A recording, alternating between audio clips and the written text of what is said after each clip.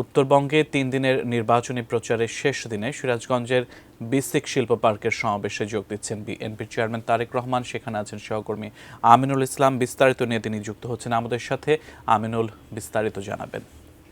BNP chairman Tarique Rahman ৩ দিনের সফরে উত্তরবঙ্গে ছিলেন। উত্তরবঙ্গে তিনি তার আসন বগুড়া ৬ সহ সবগুলো অধিকাংশ আসনের প্রার্থীদের নিয়ে তিনি সমাবেশ করেছেন। আমরা দেখেছি তিনি একাধিক সমাবেশে অংশ নিয়েছেন। বগুড়া, রংপুর তিনি সমাবেশ করেছেন, নওগাঁতে সভা করেছেন। তিনি এছাড়া বেশ কয়েকটি পথসভা করেছেন।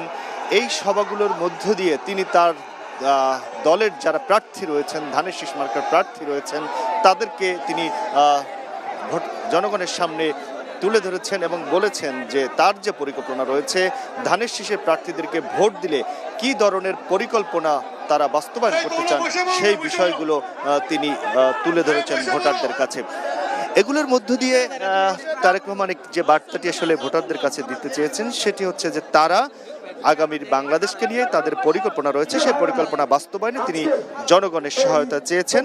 এবং গতকালকে রংপুরের সমাবেশে তিনি বলেছেন যে জনগণের শক্তির সরকারি প্রতিষ্ঠিত হবে এবং সব ধরনের তিনি নির্বাচন নিয়ে একটি নানা শঙ্কার কথাও তিনি বলছেন, অর্থাৎ নির্বাচনকে বানচাল করার চক্রান্ত যেন না হয় বা সেটাকে রুখে দেওয়ার জন্য সকাল থেকে ভোট কেন্দ্রে অবস্থান নেওয়ারও তিনি জন্য ভোটারদেরকে বলেছেন। সব জায়গায় আমরা দেখেছি যে অনেক মানুষের সমাবেশ হয়। এই যে সিরাজগঞ্জের এই শিল্প পার্কটি বিশাল এরিয়া নিয়ে, সেখানে ইতিমধ্যেই অনেক মানুষ এই সমাবেশে এসেছেন। এই শিল্প পার্কটি আসলে অনেক প্রশস্ত একটি জায়গা নিয়ে, আমার পেছনের দিকে যদি দেখায় পুরো খোলা মাঠ জুড়ে এখানে পুরো এই সিরাজগঞ্জ এবং তার আশেপাশে যে আসনগুলো রয়েছে তার প্রার্থী এবং তাদের সমর্থনে উপস্থিত হয়েছেন। এছাড়াও কিছুক্ষণের মধ্যেই তারেক রহমান এখানে এসে উপস্থিত হবেন। তিনি ইতিমধ্যেই আমরা জানি যে বগুড়াতে ছিলেন, বগুড়া থেকে আসার পথে তিনি একটি পথসভায় যুক্ত হয়েছিলেন। সেই পথসভা শেষ করে তিনি এই সিরাজগঞ্জের শিল্প পার্কের সমাবেশের উদ্দেশ্যে আসছেন। সিরাজগঞ্জের মধ্যে ইতিমধ্যেই প্রবেশ করছেন। কিছুক্ষণের মধ্যেই তিনি এই সমাবেশ মঞ্চে আসবেন এবং তিনি তার বক্তব্য রাখবেন। এরপরে টাঙ্গাইলে আরেকটি সমাবেশ আছে, সেখানে যাবেন।